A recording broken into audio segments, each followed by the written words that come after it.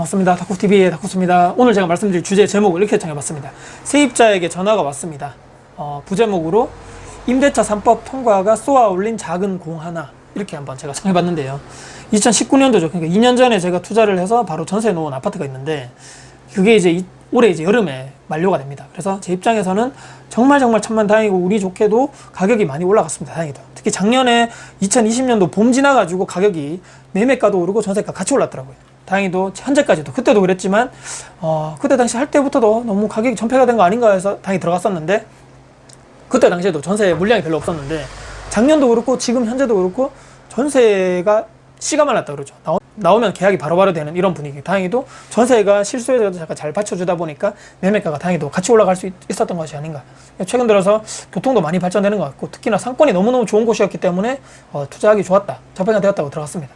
근데 이제 다행히도 잘 예측이 잘 들어맞아가지고, 그때도 그렇고 지금도 그렇고 다행히도 가격이 많이 올랐다는 이런 말씀 드리는데, 이제 2년 다 돼가니까 재계약해야 할 시점이 왔겠죠. 그래서 당연히 세입자분 입장에서는 임대차 3법이 이제 작년에 통과됐기 때문에 계약갱 시점 청구권 써가지고 5% 하면 이제 상한제 해가지고 큰 부담 없이 2년 재계약할 수 있는 것이죠. 그래서 나는 뭐 그때 할 때부터 이제 임대차 3법 통과되면서부터 이제 전세 4년이 됐구나, 소급적이 됐기 때문에 그렇게 생각하고 있었는데 마음을 좀 내려놨죠. 근데 이제 세입자분이 먼저 전화 왔습니다. 며칠 전에 전화는 제가 먼저 전화를 드려 했었는데 먼저 전화가 왔죠. 촉이 딱 느껴지더라고요. 이거 뭔가 일이 있거나 뭔가 사정이 있어서 보통 세입자들이 전화 오는 게 대부분인데, 세입자분들 사정을 제가 들어봤죠. 근데 정말 이분들이 정말 다행인 거죠. 정말 좋은 일인데 청약을 했는데 당첨이 되셨다는 거예요. 너무 축하드린다고 말씀드렸는데 입주 시점이 애매한 거예요. 입주 시점이 2024년 겨울이었습니다.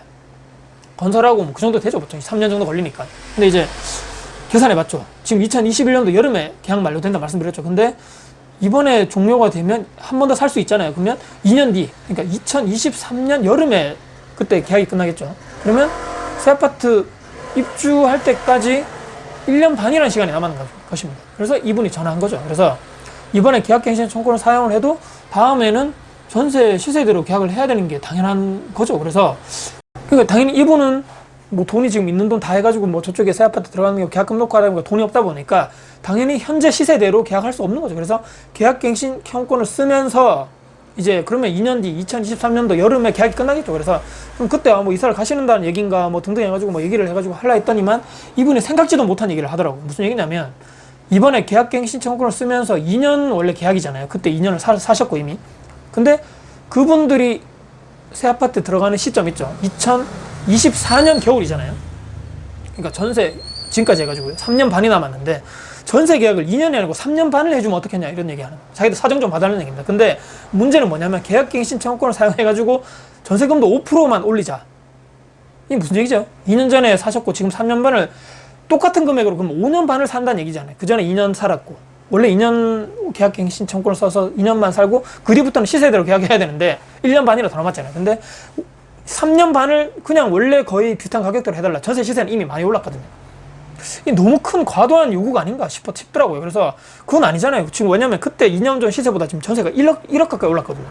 저도 임대사업자도 대출도 여러 군데 있다고 말씀드렸고, 이리저리 비용도 많고 임대사업자다 보니까 뭐 저도 관리하는 뭐 사업자다 보니까 돈이 많이 들어가고 저도 뭐 여유가 없습니다 해드리고 싶은데 그건 좀 아닌 것 같습니다 말씀드렸죠. 그래서 편의를 받으려는 건 어느 정도 선이 있는데 너무 좀 과한 걸 요구하시는 것 같아요 라고 말씀드렸다. 이분이 그냥 해본 소리입니다 웃으면서 얘기하더라고요. 그건 안 되겠죠. 다행히도 개념이 그렇게 없는 분이 아니더라고요. 근데 문득 제가 생각이 딱 나는 게 19년도 그때 처음에 계약했을 때도 올수리를 했었고 전세 계약도 이분이 좀 사정이 좀 안 좋다 해가지고 전세 올수리한 그런 가격 대비해서 좀 낮춰줬거든요. 근데 너무 그때 생각해서 너무 나를 쉽게 본 건가 생각이 들더라고요. 둘 중에 하나를 선택하시라 했습니다. 뭐 두 가지밖에 없죠. 이번에 계약갱신 청구권 써가지고 5% 계약하고 23년도 여름에 계약 끝나면 그때 이사를 나가시든지 아니면 그때 가서 그때 시세대로 더 올라서 더 받게 어떻게 될지 모르겠지만 그때 시세대로 재계약을 다시 해서 1년만 사시고 그때 새 아파트 입주하시든지, 아니면 뭐 이번에 시세대로 계약을 해드릴 테니 원래 시세대로 올라간 대로 계약해드릴 테니 전세 기간을 저는 2년 반, 그러니까 2년 넘고 1년 반 해서 3년 반을 더 해드리겠다. 그 새 아파트 이사 갈 때까지는 지금 현재 시세대로 해드릴 테니 대신에 전세 계약을 거의 3년 반 가까이 해드릴 테니 이렇게 뭐 제가 편을 봐드리겠다 했죠. 두 개 중에 선택하셔서 연락 주세요 했었는데 며칠 이제 답이 왔죠. 그냥 이번에 돈이 많이 없으니까 계약갱신 청구권 쓸게요 이렇게 얘기하더라고요. 그래서 계약서 작성해서 제가 보내드린다고 계약서 이렇게 왔더라고요. 결석사항에 당연히 특약사항에다가 이번 계약은 계약갱신 청구권으로 하는 계약이라고 말씀드렸죠. 그래서 그럼 2023년도 여름 돼가지고 그때 가서 결정하셔라. 그때 가서 이사를 가시든지 아니면 뭐 이렇게 뭐 그때 시세대로 계약을 하시든지 알아서 해라 말씀드렸습니다. 저는 이제 오늘 이런 쭉 일을 말씀드리면서 전세가가 너무 올라가지고 너무 좋고 막 투자 성공해서 너무 급입니다. 이런 게 없다면 거짓말입니다. 근데 열심히 제가 또 나름대로 알아보고 투자를 결정했겠죠. 근데 다행이라고 생각하는데 하지만 국가가 가격을 통제해가지고 전세금의 상한선을 두는 것이 과연 올바른 정책이 맞았는가라고 생각이 듭니다. 세입자와 집주인 간에 없던 갈등까지 만들어가지고 시장에 전세 매물이 실종돼서 가격이 올라가게 만들고 정말 예측하지 못했을까.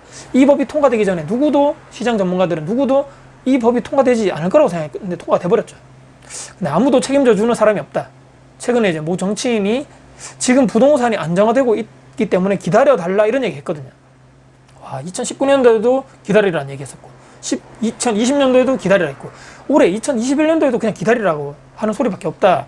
그 말을 근데 철석까지 믿고 기다리는 사람들이 있는데 너무 안타까운 거죠. 매매 가격이 상승되고 뭐 그렇게 해도 전월세 사시는 분들 아무런 문제가 없죠. 나는 전월세 구만 안정되면 되니까. 근데 문제는 전월세 가격까지 올라가 버린다면 이게 문제가 정말 나에게 몸소 온다는 것이죠. 철저하게 저는 정책 실패라고 생각합니다.